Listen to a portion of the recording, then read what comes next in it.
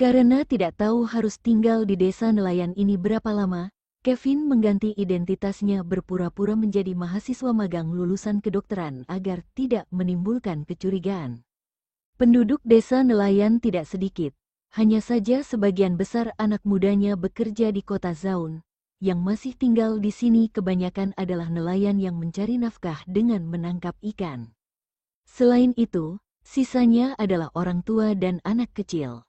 Karena desa nelayan hanya memiliki satu klinik, pasien yang datang berobat setiap hari juga lumayan banyak. Hal ini menyebabkan klinik dokter tua selalu butuh karyawan membantunya. Setelah mengetahui hal ini, Kevin pun pergi melamar pekerjaan ini.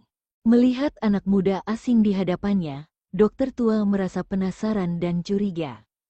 Dia mendorong kacamatanya dan bertanya, "Aku lihat nilai dan tingkat pendidikanmu lumayan bagus. Kenapa bisa datang ke desa ini dan magang di tempatku?" "Aku datang ingin merasakan kehidupan tingkat bawah." Kevin tersenyum dengan tipis, berbohong dengan nada suara yang sempurna. "Ayahku tidak mengizinkan aku magang di rumah sakit keluarga sendiri.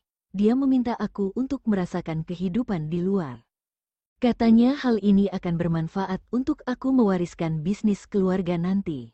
Waktu itu aku sedang liburan di desa ini. Aku lewat tempat ini dan merasa klinikmu sangat enak dilihat, sehingga aku datang melamar pekerjaan ini. Kalau kamu mau melamar aku sebagai karyawanmu, kamu harus persiapkan mental kalau aku tidak akan kerja terlalu lama. Paling lama hanya setengah tahun. Kalau kamu tidak menerima, aku akan segera pergi ke klinik selanjutnya." Anak muda yang sangat sombong, dokter tua diam-diam mengamati pemuda di hadapannya. Pemuda ini tampak muda, tapi wajahnya membuat orang tidak bisa menebak usia sebenarnya. Fitur wajahnya sangat cantik dan kulitnya sangat putih, tapi hal ini juga tidak merusak auranya sebagai seorang pria. Tubuhnya memancarkan aura yang berkelas dan berkuasa. Jelas, orang ini bukan orang dari keluarga biasa. Bahkan dokter tua juga mencium wangi obat yang tipis dari tubuhnya. Mendengar kata-katanya yang sombong, tidak tahu kenapa dokter tua menjadi tidak puas. Dia mau melihat kemampuan medis pemuda ini juga sombong dan hebat seperti kata-katanya. Setelah berpikir sejenak, dokter tua berkata, "Kalau begitu, kamu kerja di sini saja. Sudah dapat tempat tinggal, untuk sementara aku tinggal di hotel kecil desa ini," Kevin berkata. Mendengar jawaban Kevin, dokter tua pun mengatur tempat tinggal untuk Kevin. Sementara tempat tinggal ini kebetulan berada di samping tempat yang ditinggali Ahri. Dokter tua menempatkan dia di sana adalah masalah yang berada di dalam ekspektasi Kevin. Pada sore hari, Kevin sudah mulai membantu di klinik. Pasien yang datang berobat melihat klinik ada karyawan baru yang tampan. Semuanya bertanya tentang identitas Kevin kepada dokter tua dengan penasaran. Dokter tua malas menjelaskan terlalu banyak, sehingga dia berkata Kevin adalah temannya anak teman kuliah dia waktu dulu. Dokter tua berkata dia dan Kevin hanya memiliki hubungan secara tidak langsung dan Kevin hanya datang bantu untuk sementara. Bahkan ada beberapa tante yang langsung tanya Kevin apakah dia memiliki pacar. Kalau tidak ada, mereka bersedia memperkenalkan untuknya. Kevin menolak dengan senyuman, karena dia sengaja merendahkan diri. Ditambah kemampuan medis yang dia tunjukkan juga lumayan bagus. Para pasien di klinik pun berkesan baik dan mulai percaya kepadanya. Malam hari, setelah menyelesaikan pengobatan semua pasien, waktu sedang mengemas barang, Kevin tidak sengaja mendengar dokter tua sedang menelpon di ruang istirahat. Dokter tua bertanya, "Bagaimana dengan kondisi gadis ini?" Setelah itu, Kevin mendengar dokter tua berkata lagi, "Seharusnya besok dia akan sadar." Kevin mengerutkan alisnya, tapi tidak memasukkan kata-kata itu ke dalam hati.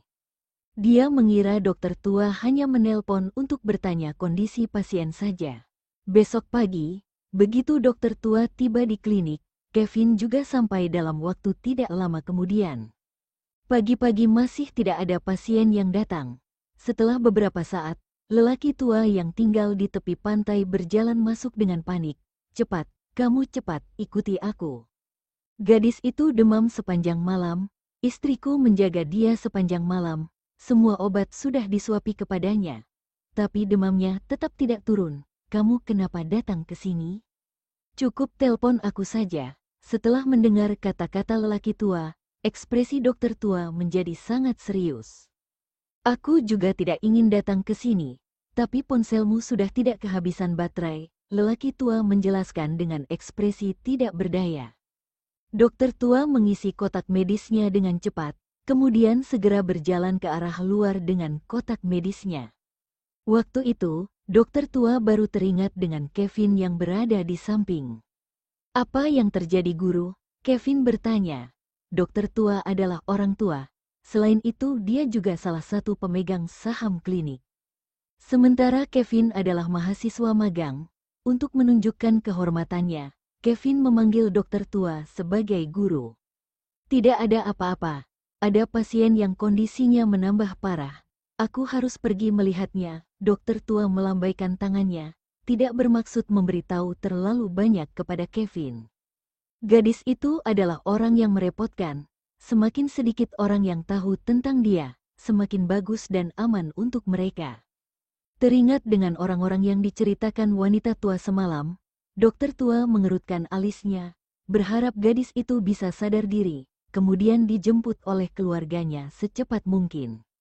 Apakah kondisi pasien itu sangat susah ditangani? Bolehkah aku pergi melihatnya juga? Aku hanya melihat saja.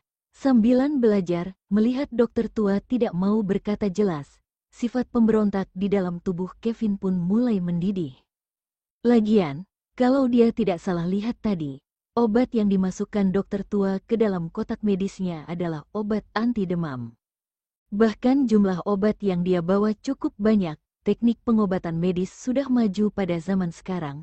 Kalau pasien terluka, seharusnya dia berobat ke rumah sakit, bukan cari klinik kecil. Selain itu, mendengar kata-kata lelaki tua, seharusnya kondisi pasien itu bukan pertama kali. Kevin yang sensitif segera merasa curiga dan penasaran, ingin mencari tahu keseluruhan masalah dengan jelas. Kalau kondisi pasien itu benaran sangat susah ditangani, Kevin juga bisa menunjukkan kemampuannya dengan kesempatan. Kevin sudah sangat lama tidak pernah mengalami kesulitan dalam masalah medis. Mendengar kata-kata Kevin, dokter tua menatapnya dengan cermat sambil memikirkan sedikit masalah dan mengangguk pada ujung-ujungnya.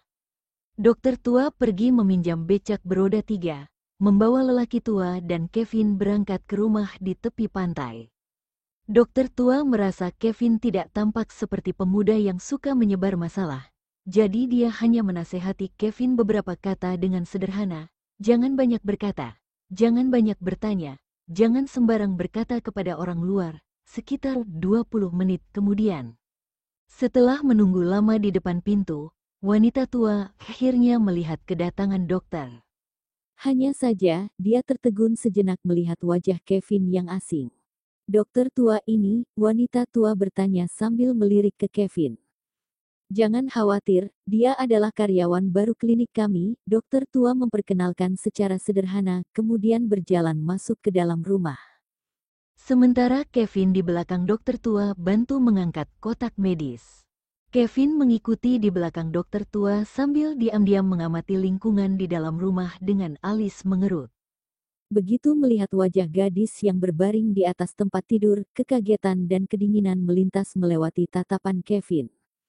Tapi kembali ke ekspresi ramah dan tenang seperti biasanya dalam waktu singkat. Ahri semalam baru saja berkata dengan bahagia bahwa wanita itu pasti akan mati. Bahkan dia juga berkata mayat wanita itu sudah tenggelam di dalam laut tanpa tersisa apapun.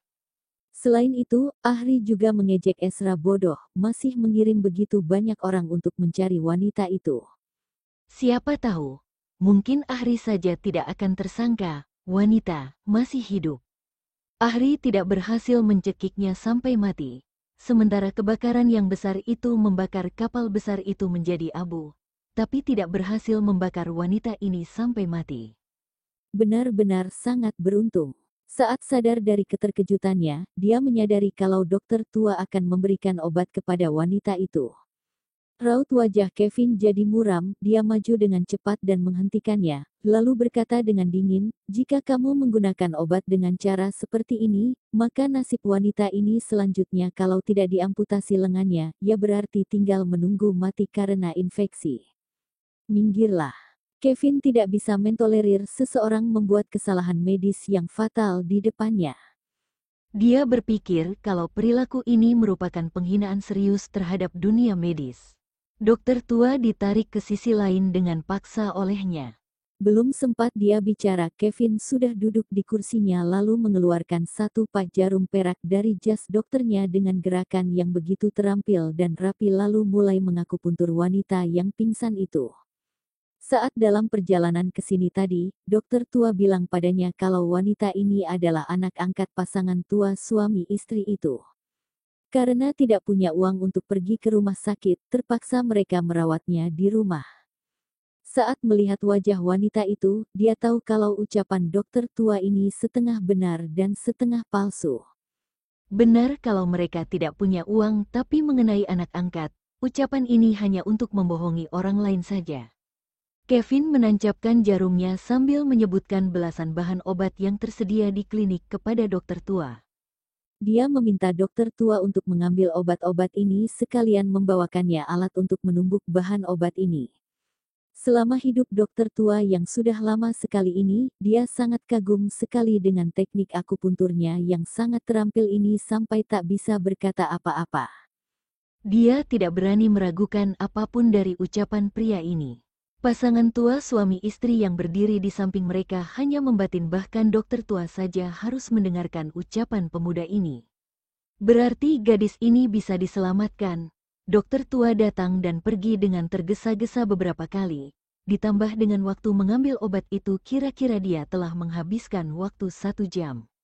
Ini benar-benar membuat tulang-tulang tuanya rasanya tersiksa dan hampir roboh. Kevin melihatnya yang telah membeli semua bahan obat yang diperlukan. Dia pun membagi menjadi 2 bagian. Yang bagian pertama untuk obat luar dan yang bagian kedua untuk direbus dan dijadikan jamu untuk diminum. Setelah selesai melakukan semua pemeriksaan dan keluar dari sana, Kevin baru menyadari kalau wanita yang berbaring di kamar itu adalah orang yang sangat dibenci oleh ahli. Tapi dia malah menyelamatkannya. Setelah diam merenung sejenak, dia seolah telah membuat sebuah keputusan dalam hatinya. Memanfaatkan kesempatan saat wanita tua itu merebus obat, dan dokter tua dan pria tua itu sedang menumbuk bahan obat, Kevin pun berbalik dan berjalan kembali masuk ke dalam kamar. Bagaimanapun dokter tua tidak menebak pemikiran jahat yang tersembunyi dalam di lubuk hati Kevin. Dia mengira Kevin masuk ke dalam untuk memeriksa kondisi kesehatan wanita itu. Oleh karena itu dia tidak terlalu peduli dan meneruskan menumbuk bahan obat sambil mengobrol dengan pria tua itu. Kevin duduk di samping ranjang, kelembutan di dasar matanya menghilang dan digantikan oleh lapisan sedingin es dan juga niat membunuh yang kejam. Dia mengeluarkan satu pak jarum perak dari saku jas dokternya, lalu menyebarkan dan memilahnya dengan tenang. Cukup dengan 3 jarum perak, dapat membuat wanita ini menutup mata tanpa merasakan sakit apapun. Teknik membunuh ini ditemukannya secara tidak sengaja. Satu pak jarum bisa menyelamatkan orang tapi juga bisa membunuh orang. Setelah itu, Kevin perlahan mengeluarkan jarum perak, mengarahkannya ke titik tertentu di leher wanita itu, dan perlahan menusukkan jarum itu. Setelah menusukkan jarum pertama dengan stabil, dia mengeluarkan jarum kedua, lalu menusukkannya juga dengan tanpa ekspresi apapun. Dan jarum terakhir adalah jarum yang paling mematikan. Dia mengambil salah satu jarum yang paling panjang dari satu pak jarum itu, lalu menyipitkan matanya yang begitu dingin dan haus darah. Dia menusuk dengan akurat ke titik akupuntur mematikan yang terakhir. Tepat saat jarum perak itu hendak menembus kulit wanita itu, seluruh tubuh Kevin gemetar, dan tiba-tiba ada rasa sakit yang hebat dari dadanya. Jantungnya seperti dihancurkan berkeping-keping, hingga dia sulit bernapas. Karena tubuhnya yang gemetar itu juga, jarum di tangannya menancap di leher wanita itu dalam sekejap. Ini pertama kalinya Kevin yang biasanya selalu tenang ini tiba-tiba ketakutan sampai wajahnya jadi pucat. Dia mencabut jarum perak itu dengan panik. Untungnya, titik akupuntur itu cukup dalam, dan jarum perak itu hanya sekedar menembus sampai kulit saja dan tidak sampai menyentuh titik akupuntur yang mematikan itu. Setelah menyimpan kembali jarum-jarum itu, dia duduk di ranjang sambil menatap wanita yang tidak sadarkan diri. Dia perlahan mengangkat tangannya sendiri dan menaruhnya di dada kiri tepat ke posisi jantung. Bahkan dia sendiri tidak mengerti mengapa tiba-tiba dia merasakan emosi yang sangat menyakitkan dan sedih semacam ini. Seperti dirinya akan menghancurkan sesuatu yang sangat dicintainya dengan tangannya sendiri. Perasaan semacam ini tidak pernah ada dalam dirinya sejak dia bisa berpikir dengan baik. Jari-jari yang ramping dan begitu jelas menyentuh memar yang tak juga hilang di leher wanita itu. Dia cukup terkejut melihat ini. Dia tahu kalau ini dicekik oleh Ahri. 2 kali sudah, wanita ini hampir mati. Saat memikirkan penyebab semua penderitaan yang dialami oleh wanita ini karena Ahri, ada rasa kesal yang dengan aneh muncul dalam hati Kevin. Setelah menarik napas dalam-dalam beberapa kali, dia masih saja tidak berhasil menekan emosi asing dan rumit di lubuk hatinya. Kevin tidak dapat mengendalikan emosi asing di hatinya yang membuatnya sedikit takut. Dia pun segera menarik tangannya yang menyentuh memar di leher wanita itu. Saat dia berdiri dan hendak pergi meninggalkan kamar, dia melirik sekilas poster yang ada di samping kotak. Itu adalah wanita ini. Kevin tidak bisa mengendalikan sikapnya lagi. Dia mengambil poster itu dengan agak aneh dan melihat orang yang tersenyum di poster itu. Matanya yang bak bintang cerah dipenuhi dengan senyuman. Emosi kesal yang rumit dalam lubuk hatinya dalam sekejap seolah mendapatkan penghiburan, lalu dengan cepat dia kembali tenang. Dia menaruh lagi poster itu, menoleh melihat wanita di depannya. Kina, gumamnya dengan suara pelan. Memang benar, dia cantik putih dan lembut. Berdasarkan dengan informasi, keluarganya telah menjaganya dengan sangat baik. Karakternya juga polos dan terkadang sedikit lugu, sedikit imut seperti seekor kelinci. Dia, seharusnya siuman hari ini. Kevin mendengar percakapan pasangan tua suami istri itu yang bilang setelah wanita ini siuman, mereka akan langsung menghubungi keluarganya dan mengantarkannya pulang. Pasangan suami istri itu sepertinya khawatir menyebabkan masalah. Kevin merasa aneh di hatinya. Pasangan suami istri itu telah melihat poster orang hilang ini, tapi bagaimana mereka tidak memberitahu keluarganya dan meminta keluarganya menjemputnya. Namun melihat pasangan tua suami istri itu tidak memiliki niat jahat terhadapnya. Jadi tidak masalah menghubungi keluarganya setelah dia siuman. Pria itu memiliki kekuasaan dan kekuatan. Setelah menjemputnya kembali, wanita ini akan mendapatkan perawatan terbaik. Walaupun luka di lengannya parah tapi masih dapat disembuhkan. Dokter tua masih menumbuk bahan obatnya. Dia melihat Kevin berjalan keluar dari dalam dan tidak berhenti. Mau kemana kamu? Tanya dokter tua. Urusanku di sini sudah selesai, aku pulang duluan. Selesai Kevin bicara, dia berjalan menuju ke arah desa nelayan. Nanti saja pulang bersama naik becak, bahan obatnya ini juga hampir selesai ditumbuk kok. Kata dokter tua ke arah punggungnya. Namun, Kevin tidak berhenti dan terus berjalan maju. Dia hampir saja lupa sifat Ahri yang gampang curiga. Jika bawahan Ahri menemukan dia datang ke sini, dan menemukan kalau ternyata Kina ada di sini, dia pasti akan kembali mencelakainya lagi. Dia masih tidak tahu kenapa ada emosi asing semacam itu dalam hatinya. Namun dia tahu kalau dirinya tidak berharap wanita itu meninggal. Siang hari, Kevin pulang ke tempat tinggal sementaranya setelah makan siang. Dia berniat istirahat sebentar. Dia menemukan Ahri yang duduk di ranjangnya. Aku dengar kamu dan pria tua dari klinik itu pergi ke pantai pagi ini.